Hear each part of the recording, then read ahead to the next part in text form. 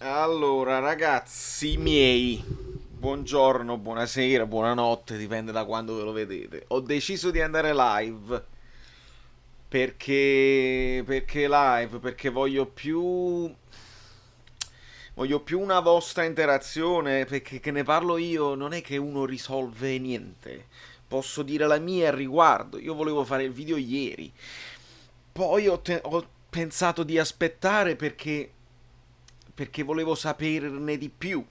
Perché mi sembra strano che una persona come Ancelotti se ne viene con certe dichiarazioni e mi sembrava la cosa mi puzzava un pochettino e continua a puzzarmi. Questa poi è la cosa, nel senso che non riesco a capire, non riesco a capire come si può arrivare a certe dinamiche e perché non si risolve prima, perché si deve arrivare a cotanto. Insomma, la foto sta come anteprima del video. Io posso pure postarla, mo in questo momento la metto qua. Che diciamo è una foto che è stata postata su tutto Napoli. Non mi vedete più e faccio vedere la foto. E ci sono insomma le foto postate da Napoli e le foto postate poi dal comune, non so chi. Io poi nello specifico non saprei chi se ne occupa, ma abbiamo sentito varie dichiarazioni. Giuseppe Arena, buongiorno, buonasera, Salvatore Brancaccio. Ragazzi, cioè, io sono avvilito. Voi vedete, come al solito, vedete la bandiera del Napoli e poi vedete la bandiera dell'America. Io mi sono trasferito in America. E tra i vari motivi c'è anche questo, fondamentalmente. Io uccido, attacco e aggredisco chiunque attacchi la mia città e parli a livello di, come si dice, di pregiudizi e di cose, di frasi fatte per buttare merda su Napoli. Però io che l'ho vissuta, io che ci sono nato, io lo posso dire che molte cose non funzionano e non funzioneranno mai perché c'è una mentalità sbagliata, perché siamo dei procrastinatori, perché se una cosa potremmo fare oggi, vabbè, magari la facciamo rimane, vediamoci prima un caffè. E questa cosa qua non va bene, non va bene più, forse non è mai andata bene, ma oggi specialmente ci sono in ballo interessi economici pazzeschi, cioè non si può fare. Fabio, saluti dal Brasile, continua così, obbligato, vamos Napoli. Grazie Fabio. Ora voi che vedrete questo video sicuramente siete già iscritti, probabilmente, non so se avete avuto la notifica o meno o se vi è capitato che stavate scorrendo su YouTube, però nel caso vi iscrivete al canale e parliamo di calcio. Io quello che vorrei parlare di calcio. Anzi, ora faremo un focus secondo me sulla formazione perché è molto interessante parlando di Napoli-Sampdoria. Però, per concludere il discorso degli spogliatoi, e se poi voi volete dire la vostra, fatemi vedere. Allora, io non capisco. Non può essere, ok, diciamo così, non può essere che Ancelotti di sua spontanea volontà abbia telefonato a Lombardi e ha detto fai il comunicato perché questa è una vergogna, deve essere a nome mio, fai il comunicato. Non ci credo. Non ci credo. Semplicemente non è proprio lo stile suo, non è proprio il personaggio Ancelotti che dice mo per chi, devono saperlo tutto il mondo che il comune ci ha preso per il culo. Non ci credo, non ci credo. Sembra più, perché sembra, una delle classiche comunicazioni alla De Laurentiis che quando va in freva fa saltare il tappo e ne dice di ogni senza manco controllare la grammatica, senza manco controllare. Ho letto tipo un tweet il Società Sportiva Calcio Napoli, cioè cose che sono cose basilari ma che comunque ti lasciano capire che non ci siamo. Che comunque siamo ben lontani da quelli che sono i nostri desideri di competere con la Juve, di fare un ottimo campionato europeo. Siamo troppo lontani a partire da queste cose qua. Giuseppe Arena, sì, hai ragione, credo che sia il Napoli a prendere il messaggio di Ancelotti. A prendere. Allora, il fatto è questo, se è vero come è vero che Ancelotti non è andato a vedere, ok? Magari gli hanno mostrato le foto, gli hanno mostrato i video, che poi abbiamo scoperto essere foto e video vecchie, a seconda se stiamo alle dichiarazioni di Borriello. Cioè, chi ha fatto vedere ad Ancelotti fotografie vecchie che poi comparate con le fotografie nuove non ci siamo. Diciamo che i lavori sono quasi finiti, perché in 24 ore non è che puoi risolvere tutto quella. Se tu vedi il video postato da Napoli, è una situazione disastrosa, non si risolverà. Se tu vedi il video postato dal comune, probabilmente in un paio di giorni, oggi che è giovedì, in un paio di giorni risolvono. Però, buonasera Vincenzo, hai spunito Bagari? Ma quello è il problema. Quello è il problema. Cioè, voglio capire chi è che ha messo in mezzo Ancelotti. Perché mi sembra quella classica operazione alla De Laurentiis, che però dice: io me lo faccio dire da Ancelotti, perché se lo dico io pensano che io voglio fare le solite manfrine con il comune, devono ancora firmare la convenzione, chi ha ragione, chi ha torto, e De Laurentiis sa che la maggior parte dei tifosi sono contro di lui, a prescindere qualsiasi cosa dica o faccia. E allora dici: io lo faccio dire a Ancelotti. Ancelotti ha quel potere mediatico che se dice una cosa a lui, tutti quanti e mi danno ragione nel dichiarare che il comune sta a pezzi, che sono in ritardo, eccetera eccetera. Ma a monte, io poi ne ho sentite di trasmissioni, come fai a non dare al comune un ultimatum molto prima della giornata? Ok, la finiamo per venerdì, siamo pronti. Ma perché devi finirla venerdì? L'accordo deve essere che almeno una decina di giorni prima della partita, perché vuoi far togliere la puzza di pittura, vuoi far sì che dopo che hai fatto i lavori finali facciamo una passata di cera di aspirapolvere. No, deve essere inganno, non ti preoccupare, per venerdì, poi sabato mattina voi entrate e fate gli arredi. Non è possibile, quindi c'è superficialità da parte del Napoli e incoscienza da parte del comune o di chi doveva fare i lavori. Io dirò il comune perché è più facile dirlo. Ciao Giacomo. Ancelotti è stato manovrato dalla società, altrimenti non l'ho mai fatto. Detto ciò, io so che il termine era fissato a venerdì e credo sarebbe stato opportuno attendere quantomeno la giornata di venerdì per esternare qualcosa. Vincenzo, sono d'accordo. Sono d'accordo esattamente. Però, perché arrivare a venerdì? Perché non fare un accordo dove tu arrivi non il giorno prima, ma almeno 10 giorni prima? Avete deciso. Io per cui. Io mannaccio i papponi, i papponisti e i papponiani. Io sono uno che ha sempre difeso De Laurentiis, ma assai proprio, perché i risultati sportivi gli danno ragione, siamo sempre là, competiamo, ci divertiamo, vinciamo tutte le partite, la maggior parte delle partite. Però su certe cose mi dà l'impressione che non se ne fotte un cazzo. Perché questa è. Dovete fare i lavori? Vabbè, allora chiediamo alla Lega di fare le prime 2 fuori casa. Per le 2 partite vi bastano, poi c'è pure la sosta. Va bene, qua la mano. È grave. È grave. Perché 2 partite fuori casa, visto che fortunati non siamo mai, sono state Fiorentina e Juventus. E abbiamo rischiato di fare, non dico 0 punti, ma di farne 1. Perché con la Fiorentina ci è andata bene e con la Juventus stavamo recuperando, ma comunque non la meritavamo più di tanto. Abbiamo fatto 3 punti, abbiamo incassato 7 gol. Questo influisce sull'andamento del campionato, perché nel frattempo l'Inter si sente tutta: ah, siamo forti, c'è Lukaku, c'è Conte. E noi non abbiamo questo effetto inizio di campionato interessante, siamo già in ritardo. Allora perché arrivare sotto sotto?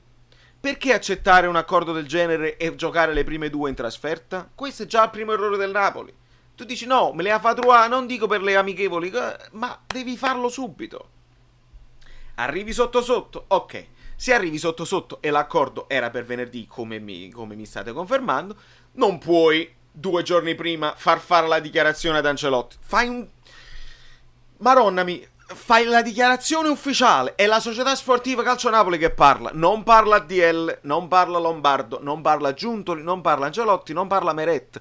Parla la società sportiva Calcio Napoli. Non dare la responsabilità di dichiarazioni così gravi al tuo allenatore. Stai fuori, sei completamente fuori luogo.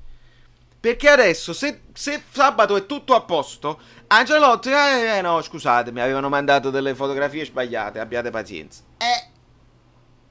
La Pariello, tutto a posto? Oh, che bello. Allora, fammi leggere. Ciao Giacomo, Marat Tyrov, buonasera, ma quando l'ha detto Ancelotti non ho visto l'intervista, ma è vero, è un fake.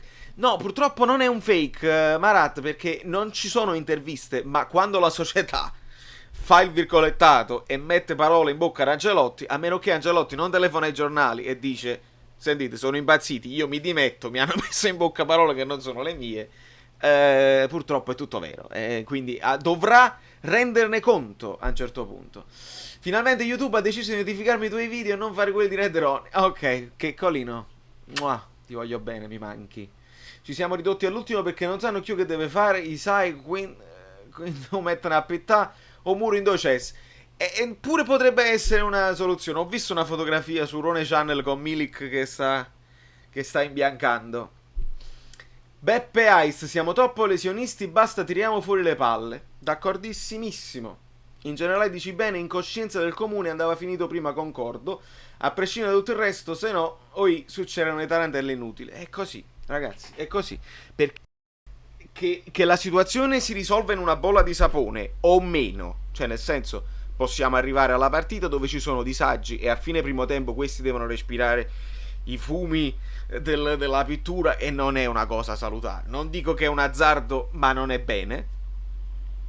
Oppure si risolve in una bolla di sapone e abbiamo fatto comunque una figura in merda. E abbiamo permesso comunque a gente come Cruciani, come Feltri, tutta questa gente qua che non vede l'ora di fare lo sputto a Napoli, di fare lo sputto a Napoli.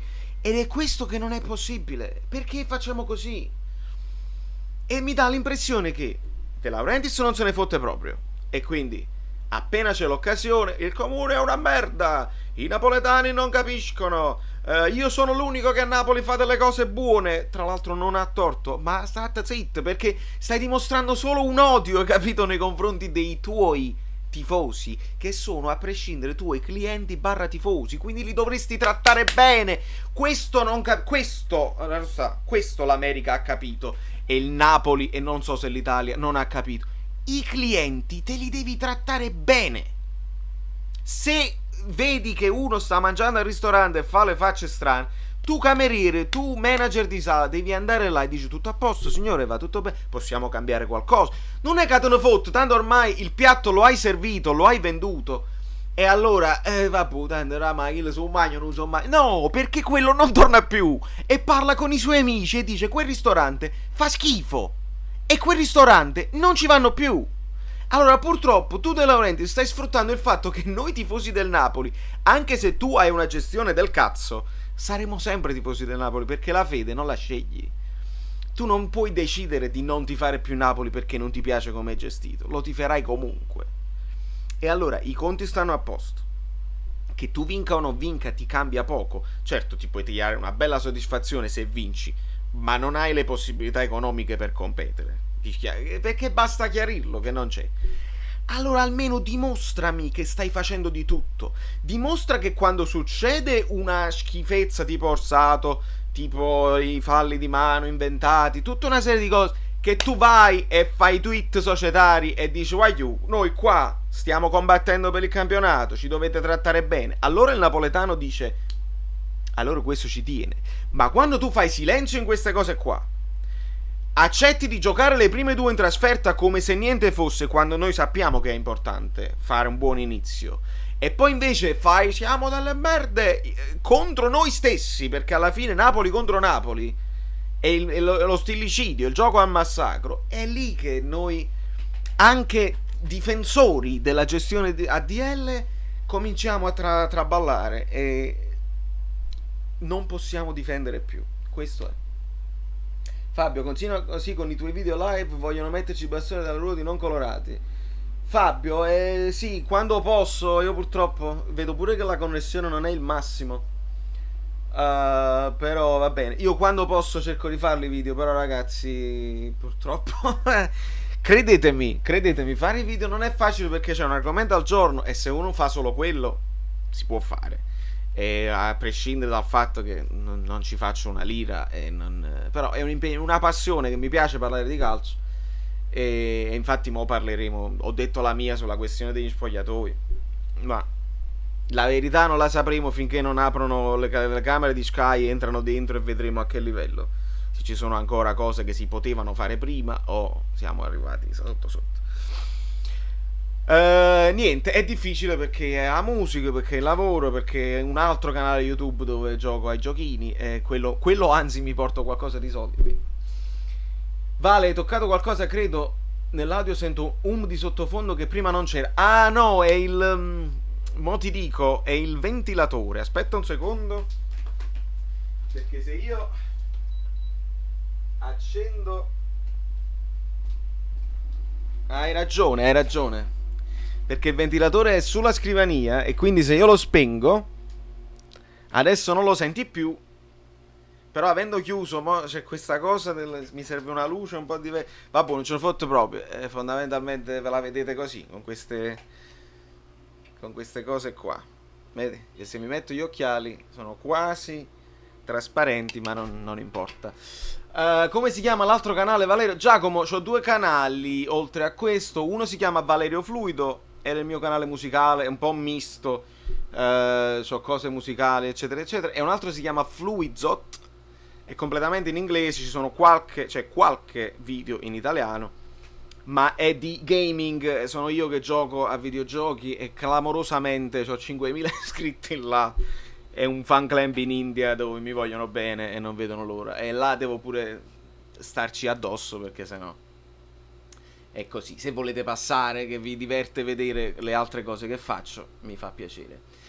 Insomma, passiamo un attimo all'argomento di calcio giocato perché mi piace fare un'ipotesi di formazione, che è difficilissimo questa volta perché c'è stata la sosta, quindi devi considerare quelli che sono andati a giocare con le nazionali. Potresti scrivere nel link della chat, certo. Quindi uno è youtube.com/valeriofluido e un altro youtube.com/fluidzot. Grazie per il supporto, fa sempre piacere. E quindi è difficile perché ci sono state le soste, devi considerare quelli che non sono in forma, quelli che non sono in forma. È difficile proprio ipotizzare e devi considerare che poi viene il Liverpool. Il Liverpool è molto vicino dietro l'angolo. Allora sì, è importante fare i conti con il campionato perché devi recuperare terreno, sei già indietro, quindi la vittoria con la Sampdoria è fondamentale. Però vuoi già fare una figura di merda con Liverpool? Sentite le motociclette? Questa è New York, purtroppo. Dove vai c'è rumore. Lozano al posto di Insigne, non credo, Fabio. Siete sì? Grazie a te, Giacomo. Non credo. Allora, io credo che Lozano giocherà perché sta in forma, anche se ha giocato, credo, col Messico. Ma probabilmente in forma e giocherà perché c'è emergenza. Non c'è Insigne, non c'è Milik. E dobbiamo capire. Io credo che Llorente non sia ancora pronto. Allora, va immaginato che Mertens debba farcela, nonostante abbia giocato con il Belgio. Esatto, ciao Massi. SSC 1926, credo giochi Younes, credo pure io che Younes abbia grosse possibilità di giocare al posto di Insigne sulla sinistra. Oppure, ascoltatemi bene, Younes per me è uno dei pochi che può giocare anche dietro la punta, che credo debba essere Mertens, a meno che Llorente non si è bevuto la cosa della giovinezza e quindi è già pronto, ma non credo proprio, l'ha detto anche in conferenza stampa. Llorente però può essere una carta del secondo tempo. Quindi immaginiamo Mertens per forza prima punta, non avendo Milik e non avendo Llorente.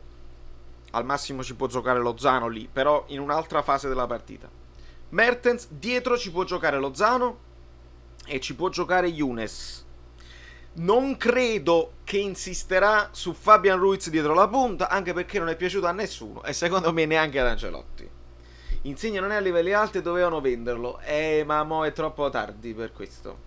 Speriamo che faccia un campionato ottimo, come l'inizio stagione dell'anno scorso. Speriamo che ritorni ai dei fasti sarriani, che fondamentalmente non si può discutere il suo rendimento all'epoca. Quindi Younes probabilmente o al posto di Insigne o al posto di Fabian Ruiz dietro la punta. Credo che Cagliarono non si tocchi. Credo a questo punto Lozano si giochi una buona opportunità come trequartista. se ipotizziamo che Callejon resta là, non lo mette a destra al posto di Callejon. Junet, Mertens, Lozano. Sì, Mairat, credo pure io.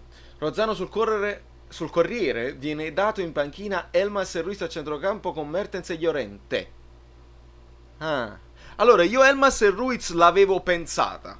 Pure io. O Elmas e Ruiz o Elmas e Zielinski. Però vorrei, nei miei desideri, c'è Elmas e Ruiz per questa partita con la Sampdoria. Perché voglio rivedere Ruiz dietro. E ipotizzo,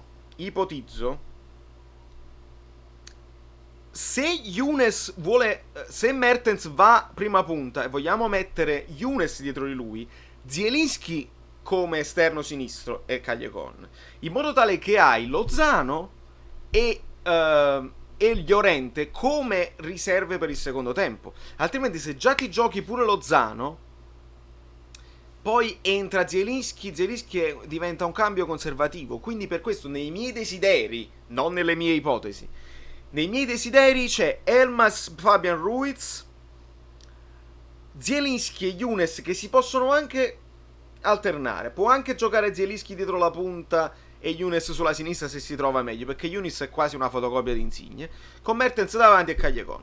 Questa è la cosa mia. In difesa stessa cosa, ci sono dei dubbi, perché probabilmente, questa è una cosa che ha detto De Genio e sono d'accordo, potremmo vedere Gulam che deve recuperare ancora e probabilmente Ruiz è più affidabile al momento con il Liverpool, e Malqui che è ancora fuori dai radar e lo dobbiamo vedere esordire al posto di Di Lorenzo, con Di Lorenzo probabilmente in vantaggio per il Liverpool. Centrali, io dico Manolas, Maksimovic, per permettere a Koulibaly di recuperare ancora di più ed essere pronto per Liverpool. Stessa cosa dicasi per Allan, recupera e poi sei pronto per Liverpool, perché sono i due top, diciamo, che ci devono garantire l'equilibrio. In porta ci può andare Ospina, a meno che non ci sia stato un accordo di Ospina nelle coppe e Meret sempre titolare. Ci vedo l'alternanza che l'anno scorso ha fatto Ancelotti e ci è andata bene fondamentalmente, quindi potrebbe andarci Ospina e Meret poi titolare con il Liverpool. Questo credo sia l'ipotesi. Valerio, ma secondo te Milik non è un giocatore troppo fragile fisicamente? In 3 anni in pratica solo la scorsa stagione non è stato infortunato. Ma attenzione, i due infortuni, quelli là del ginocchio, sono traumatici, quindi non è una questione di fragilità. C'è un rumor che si parla di pubalgia. Se è vero, è finita la carriera, perché la pubalgia stat buona maronna, nel senso ti dà fastidio continuativo. Se è così, veramente ci siamo giocati un buon attaccante. Troppo fragile non lo so. Io credo che le due ginocchia sia stata proprio sfortuna allo stato puro. E questo infortunio qua, che non è ben chiaro, si parlava di affaticamento, di adduttore, non ho capito bene, mi preoccupa un po', però non lo includerei nei due infortuni precedenti, perché sarà troppo sfortunato. Secondo te in campionato arriveremo almeno terzo o quarto posto? Una tua analisi? Secondo me sì. Secondo me giochiamo il secondo con l'Inter e il terzo e il quarto non dovrebbero essere in discussione. La dico tranquillamente, perché aspettiamo ancora il Milan. La Roma è sempre un'incognita. Devi vedere se la Lazio e l'Atalanta fanno un buon campionato, ma tant'è. Voglio dire, non credo in grosse sorprese. Di Koulibaly ne vogliamo parlare. Ragazzi, Koulibaly sì, non è che non è tornato in piena forma, ma perché semplicemente si è allenato pochissimo. Comunque è sempre Koulibaly ed è sempre uno che ha 50% della forma e meglio degli altri al 100%. Quindi per me doveva giocare, no? Se giocava Maksimovic la faceva lui quella cazzata, Ancelotti lo impiccavano sulla via di Damasco. Quindi per me doveva giocare tranquillamente lui. È stato sfortunato e nella sfortuna meglio che l'abbia fatto lui quell'errore, altrimenti ci saremmo mangiati. È l'unico giocatore che noi abbiamo perdonato all'istante. L'abbiamo visto, ci siamo disperati, ci siamo messi a piangere e poi abbiamo detto: Koulibaly, non ti preoccupare, tutto a posto. Lo faceva Mario Rui, sarebbero state fucilazioni. Lo faceva Yusai, sarebbero stati bombe al napalm. Quindi meglio così, tra virgolette, perché è l'unico che ha l'amore incondizionato. Lui e Mertens probabilmente. Amore incondizionato da parte dei tifosi e dei compagni. Marat, secondo me dobbiamo smettere di fare il bello e cattivo tempo su Insigne, perché se sta in forma e in posizione mette in difficoltà tutte le difese. Preciso, sono il primo che bestemmia il prezzo di Insigne con la sinistra tirare da 50 metri. Marat, sono esattamente d'accordo con te. Anche con la seconda fase. Perché pure io molto spesso dico Insigne, che cazzo, ma gioca semplice. Ma quando gioca semplice sta bene, aiù. Sembra niente perché fa sempre la stessa cosa. Intanto le difese fanno fatica a stargli appresso. Intanto mettere sempre i compagni nella migliore opportunità, nella migliore posizione per battere a rete o per creare dei pericoli.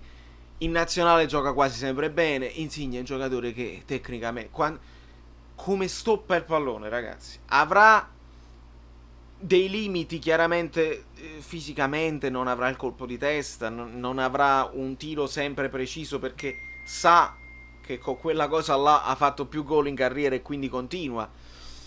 Però di buono c'ha che gli dai un pallone sporchissimo troppo lungo e lui lo mette a terra così. Sempre così. E la palla e diventa giocabile. Pulisce tanti palloni. Ed è una cosa importante nel calcio di oggi perché devi sempre guadagnare un tempo di gioco. Ha imparato a tirare pure i rigori dall'altra parte, quindi mo vedremo il prossimo, però ne ha tirati 2 consecutivi a sinistra, il che è buono, e quindi dovremmo veramente affidarci. Lo dico sempre, non è capitano, non può fare il leader di questa squadra perché non ce l'ha secondo me nelle sue corde, però è un ottimo giocatore che può fare il suo contributo. Il capitano è Mertens, il capitano era Jorginho, il capitano può essere, non so, Manolas, Allan, sono giocatori che da loro riescono a caricare loro stessi. Serve uno che è capace di caricare gli altri. Callecon è più capitano di Insigne. Callecon mi dà più quella cosa. Forza. Cioè quel fatto, serve uno a centrocampo che dice Guagliù, stiamo 3-3, facciamogliene un altro. Ma anche se è finto, fai sentire agli avversari che sei pronto a fargliene un altro, e là stavano in grossa difficoltà. Invece ho visto la squadra tutta arretrare e prima dell'autogol di Koulibaly ci sono stati 10 minuti di panico. 10 minuti di panico, 3 minuti di recupero, abbiamo tutti esultato. Quindi serve veramente uno che dice questa partita non si perde, questo gol non lo fanno. Poi magari lo fanno perché capita. La Juve per esempio è piena di giocatori così, Chiellini, Bonucci, Buffon, sono tutti giocatori che spronano Ronaldo, che spronano gli altri e ti portano a giocare meglio, però i 3 gol l'hanno presi. Quindi non basta, ma serve e aiuta molto. E quando non c'è uno di questi, l'unico che lo può fare, se non è l'allenatore, è il pubblico. Ma noi siamo diventati scarsi a questo livello qua. Questo è. Anche Robben faceva sempre la stessa cosa, l'importante è farla in modo efficace. Esatto, questo per tornare al discorso di Insigne. E Insigne lo fa in modo efficace quasi sempre, sono d'accordo. Albino era sicuro che James era già del Napoli, che ne pensi di questo giornalista di parte? Adesso ti rispondo. Calidou non si discute, ci ha tolto talmente tante castagne dal fuoco che massacrarlo adesso è da stupidi. Chi lo sta criticando adesso che non si mette poi ad elogiarlo quando sarà in forma. Esatto. Allora, su Albino, io do ad Alvino una... La cosa positiva di Alvino è che lui veramente vuole bene a Napoli. È tifoso, secondo me, come noi, come Paolo Del Genio, come pochi, come Chiarillo. Tutti gli altri sono giornalisti di professione e quindi dicono cose che li aiutano nella loro carriera. Del Genio, Alvino e Chiarillo sono tifosi del Napoli, veramente. Poi possono piacere o meno, partiamo da questo assunto. Io credo che, in quanto tifoso del Napoli, se tu dai la certezza ai tifosi che sta arrivando James e poi non arriva, hai fatto un autogol, perché hai creato aspettativa che non si è mantenuta, quindi siamo tutti delusi, nonostante il mercato sia stato buono, siamo delusi che non sono arrivati James e Icardi, non c'è niente da dire, bisogna ammetterlo. Quindi da parte di Alvino è stato un autogol. Credo altrettanto che se Alvino era così sicuro, una fonte doveva averla, perché lui era sicuro all'epoca di Ancelotti quando nessuno ci credeva, e quindi gli abbiamo dato credito. Ricordiamo il tweet del treno per Juve, eccetera, eccetera. Io credo che quasi tutti noi eravamo convinti di James fino ad un certo punto, e credo che anche la società fosse convinta fino all'ultimo di strapparlo al Real alle condizioni del Napoli. Poi ci sono stati una serie di infortuni nel Real Madrid che hanno portato quasi a dire al Real Madrid: se voi non ce lo pagate come vogliamo noi in prestito, noi non ve lo diamo. Tant'è vero che James ha dovuto giocare subito la prima partita, lui l'ha giocata paradossalmente, e poi si è infortunato un'altra volta. Quindi siamo arrivati alla situazione dove il Napoli era probabilmente sicuro di strappare al Real Madrid, ed è un errore di incompetenza e di ottimismo, mentre Real Madrid, che è una società tosta, se può permettere anche di tenerlo sul groppone, non cambia niente a loro economicamente, e quindi loro sono solo tenuti, e al Napoli James non è arrivato. Dopodiché si è sbloccato Lozano, il che secondo me è ottimo, e meno male che è arrivato, meno male che non abbiamo aspettato fino all'ultimo James, perché altrimenti rischiavamo di fare il problema di Icardi, che abbiamo aspettato fino all'ultimo Icardi e non abbiamo preso nessun altro, con dei soldi che erano lì stanziati per la punta. Llorente doveva arrivare a prescindere, doveva essere il vice Milik, ma se prendi poi la punta ti puoi liberare di Milik probabilmente e usare la nuova punta con Llorente vice. Questo è stato secondo me il problema. Poi insomma Alvino ci ha messo la faccia, ha fatto una figura in merda come Chiariello all'epoca con Cavani. Purtroppo quando si espongono anche alla figuraccia, non c'è niente da fare. Calidou non si discute, sono d'accordissimo sulla situazione là, è logico, è il classico infortunio calcistico, nel senso che un millimetro più avanti la butti in calcio d'angolo, è andata proprio nell'angolino, arrivava più bassa, magari Meret ci poteva arrivare, insomma veramente. Insigne fa anche la parte difensiva a differenza di Younes, è vero, e concordo che Insigne non è capitano, infatti voglio dire che sei un giocatore di carisma che espone la squadra. Marat, siamo d'accordissimo, non c'è niente da fare.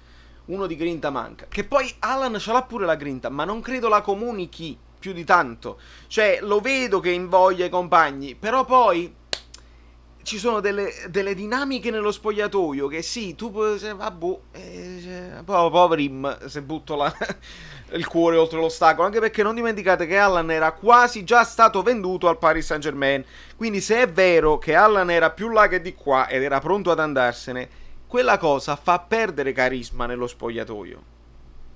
Perché poi le dinamiche sono quelle. Se io compagno di squadra di Allan so che tu te ne vuoi andare e che fondamentalmente le gambe non te le spezzi per il Napoli, perché vuoi fare la tua carriera legittimamente, tu quando poi mi vieni a dire che sei rimasto, mi vieni a dire forza, il cuore oltre l'ostacolo, e io a te non ti ascolto perché tu eri pronto ad andartene.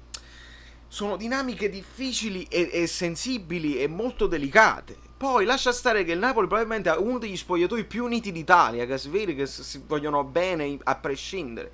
Magari sto estremizzando la cosa, però sono cose che succedono.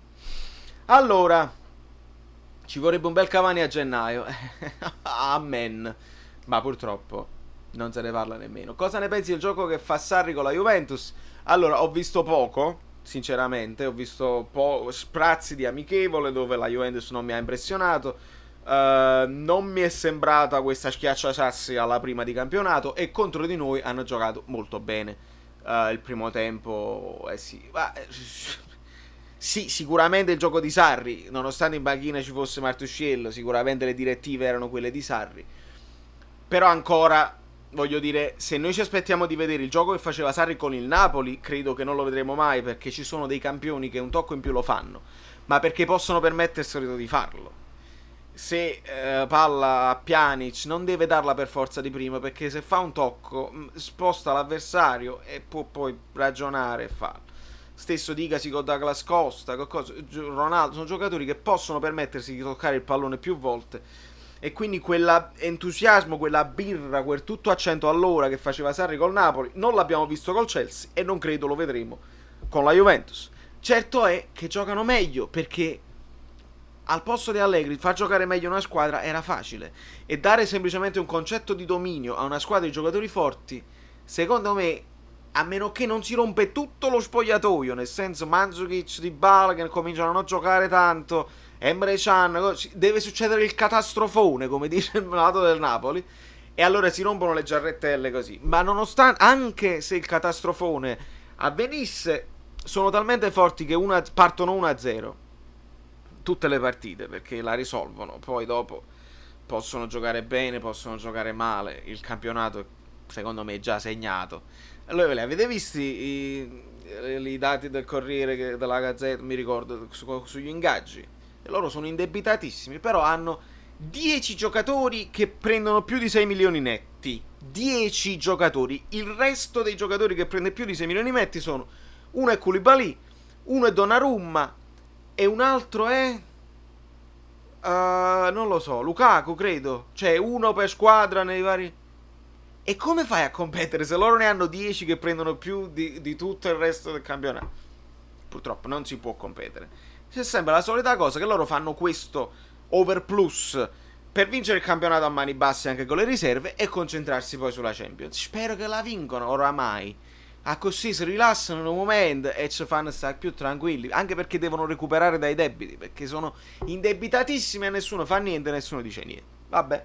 Se poi il Napoli fa i debiti, fai sicuro che succede come è successo già e ci mandano in Serie C. Come la Fiorentina, come il Parma, come la Lazio. La Lazio no. La Lazio fu salvata. Ma se ora cambia modulo e torna a 4-3-3, siamo coperti a centrocampo? Non credo, Danius, che cambierà modulo. E oltretutto ricordiamoci sempre che il 4-3-3 in fase attiva diventa è uno a centrocampo dietro, perché le due mezze ali spingono, soprattutto le mezze ali con le nostre caratteristiche, nel senso, tu immagino vorresti vedere Zielinski e Fabian Ruiz mezze ali, sono due che spingono. Con Sarri noi avevamo Jorginho quasi all'altezza dei difensori e avevamo Allan come mezzala che aiutava molto, quindi non eravamo scoperti, e poi Hamsik o Zielinski o chi per loro da quella zona là. Noi al momento non abbiamo i giocatori con le caratteristiche adatte per fare il 4-3-3, a meno che non decidi di snaturare, cioè di prendere Fabian Ruiz e di farlo diventare il nuovo Pirlo, lo metti dietro e ricominci tutto da capo. Ma devi poi giocare di nuovo col palleggio, non puoi giocare verticale, devi giocare di nuovo con i passaggini, eccetera eccetera. È una filosofia di gioco completamente diversa, che il 4-3-3 con Ancelotti abbiamo visto che non funzionava, e da quando poi ha rinunciato al 4-3-3, se ricordate l'anno scorso, il Napoli ha cominciato a girare meglio con il 4-4-2. Quindi non al momento sono 2 più 2, sono 2 Elmas, Allan o Zielinski così, più i 2 che si devono abbassare in fase passiva. Della Lanis è un ottimo commerciante, non voleva prendere James a quella cifra per uno che prende ogni infortunio ogni 45 minuti di gioco. Ma quello l'ha detto da subito. Ha detto: a me lo devi dare in prestito come hai fatto col Bayern di Monaco, perché devo capire se è buono, devo capire se è integro. L'ha detto subito. E poi piaccia o no, ci sta come ragionamento. Se è infortunato subito quasi quasi non gli posso dare torto. Insigne però è troppo criticato, troppa pressione. Mamma mia, sto indietro con i messaggi.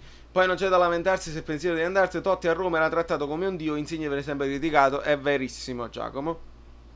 Poi tra l'altro Totti pigliava una barca di soldi, quindi sì, è rimasto a Roma, il re di Roma, tutto a posto, ha rifiutato il Real, ma la Roma gli ha dato i soldi che il Real gli voleva dare, quindi ricordiamoci anche questo. Secondo me Insigne se ottiene un'offerta che è il doppio di quella del Napoli se ne va, tranquillamente. Vale, sarà un mio parere, ma il Napoli per me ha fatto bene a volerlo prendere solo in prestito. Sono d'accordo.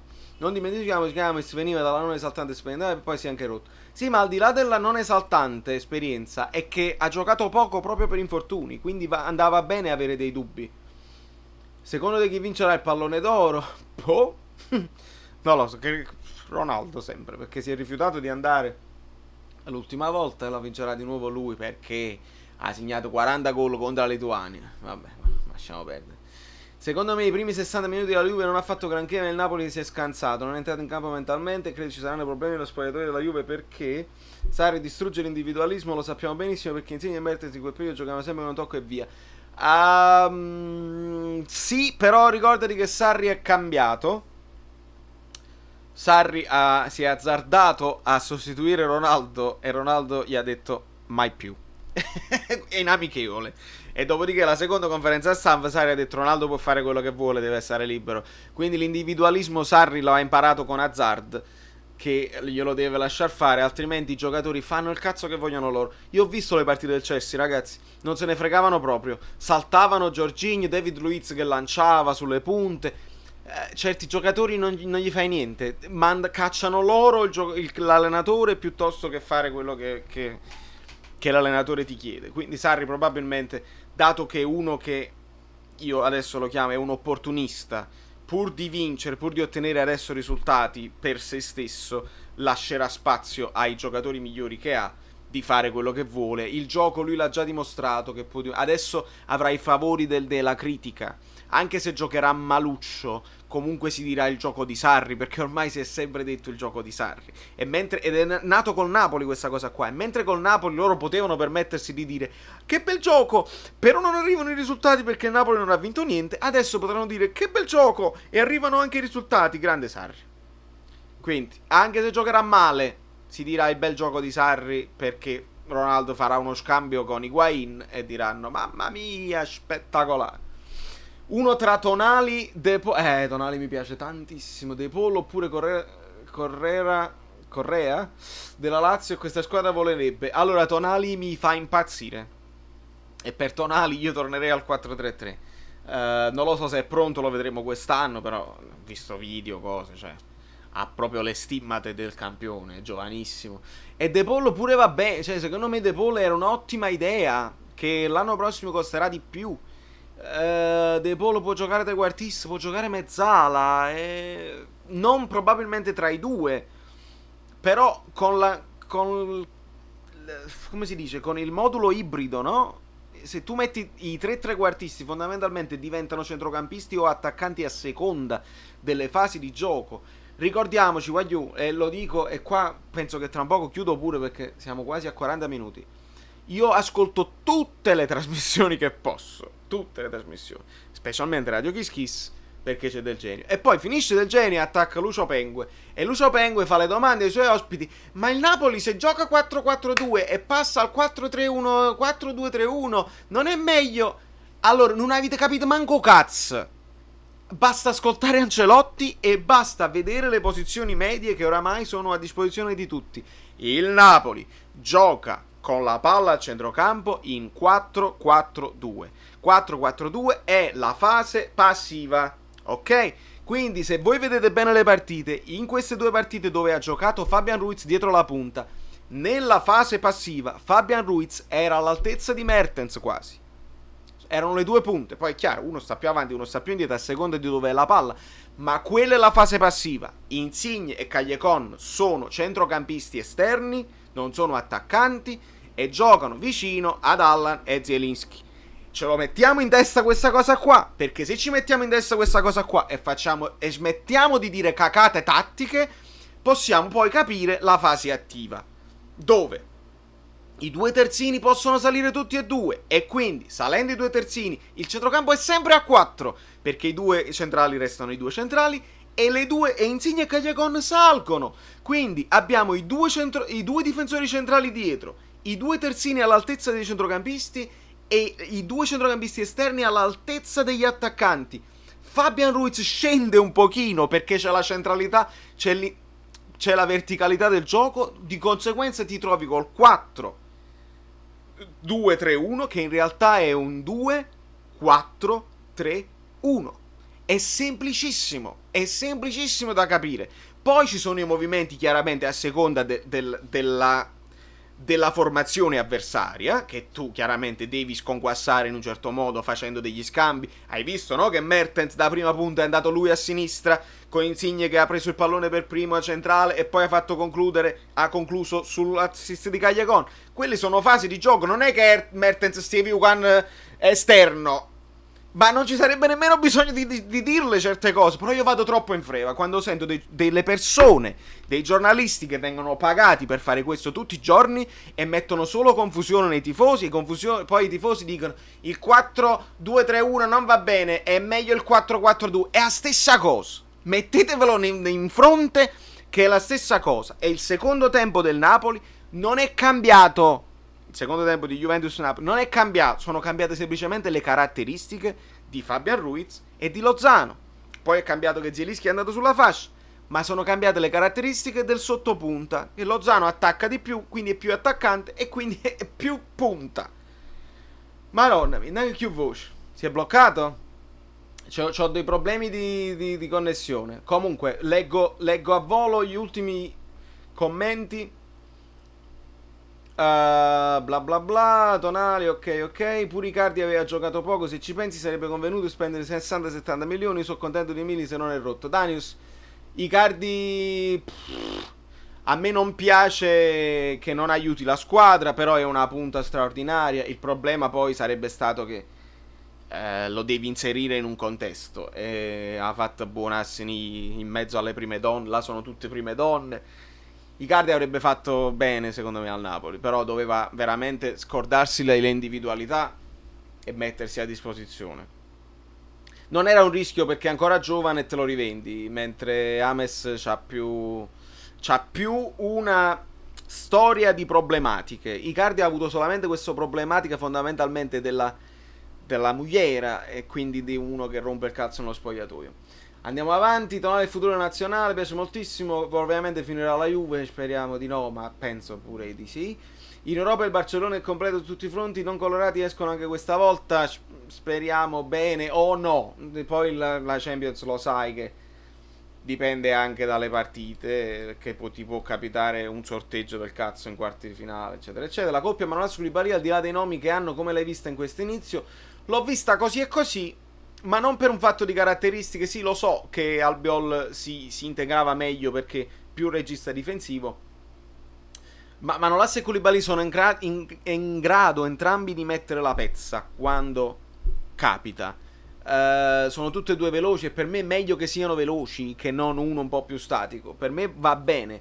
Poi abbiamo preso sti 7 gol, ragazzi. Se rianalizziamo i 7 gol, il rigore così, il calcio d'angolo, quelli brutti che abbiamo preso sono fondamentalmente quello di Boateng, dove la responsabilità massima è di Allan, quello di Higuain, responsabilità, vabbè, si è fatto fare Koulibaly. E, insomma, il resto non è proprio la coppia che ha funzionato male, secondo me. Però sicuramente devono avere una migliore amalgama.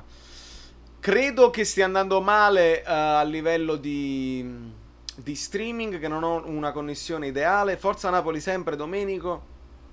Ringrazio tutti per questa lunghetta. Adesso questo è quasi un editoriale. Insomma, speriamo che non puzza di pittura, che gli spogliatoi, che ognuno poi alla fine decida di fare il bene del Napoli, perché mi sembra che il problema è questo, è che nessuno se ne frega più di tanto. Se i giocatori perdono una partita, fondamentalmente poi tornano in villa, lo stipendio lo prendono lo stesso e mi è piaciuto. Voglio fare una citazione per Callejon, perché Callejon è sempre stato quello che non se ne fotte proprio, eccetera eccetera. Callejon ci tiene veramente e sono veramente costernato che proprio lui abbia dovuto subire all'epoca, un po' di tempo fa, il fatto della maglia restituita, perché lui veramente ci tiene. È stato l'unico che subito è andato contro Douglas Costa, che ci stava prendendo per il culo, a prendersi la questione. Quella è una cosa che lo fa veramente chi ci tiene per la maglia e per i tifosi. Prende tantissimi punti, prende più punti di Mertens, di Koulibaly. Gulam è un altro che ci tiene tantissimo per i tifosi. Sanno di essere dei privilegiati e danno dei give back, danno indietro quello che hanno avuto dalla vita. Veramente ci tengo tantissimo a sottolineare questa cosa qua, perché ci tengono. Il resto se ne fottono altamente, se ne fotte ATL, se ne fotte Ancelotti, se ne fotte Allan, se ne fottono tutti, se ne vanno, sono tutti quanti molto dei mercenari, e quindi veramente solo la maglia, dove non ce l'ho la maglia, ma solo quello stemma, il resto i giocatori basta. Fai più live per i nuovi tifosi, ci proverò Fabio, grazie. Ho visto bene di Lorenzo, ma a sinistra non so se Gulam torna come prima. Anche io ho seri dubbi e paura per Gulam. E Mario Rui ha le sue, può essere affidabile, ma Mario Rui è un giocatore da 5,5, purtroppo. ce la mette tutta, ma ha dei limiti anche lui. Te li immagini i giocatori con la maglia sporca di pittura? Sarebbe esilarante vedere delle macchie di pittura dappertutto, ma non credo. Io credo semplicemente che sarà noioso, perché seppure li finisci domani, a puzzo se andrà. Sarà un fatto di noia, ma questo è. Let's go Napoli, let's go Jets. Sui Jets non sono preparato, ma simpatizzo per il New York City, giustamente. Anche se ho schifato quando hanno preso Pirlo, però David Villa, per esempio, ha fatto dei bei gol. Ma questa è un'altra storia. Da New York, Valerio Fluido è tutto, vi voglio bene, devo andarmene, ho un sacco da fare, speriamo, forza Napoli, serve la vittoria, senza se, senza ma, contro la Sampdoria, con la formazione che ho detto a metà video, e con Liverpool mi accontento di un pareggio, perché poi c'ho un amico che tifa Liverpool e non lo so se ce la vedremo insieme, ma non voglio vederlo felice. Un bacio.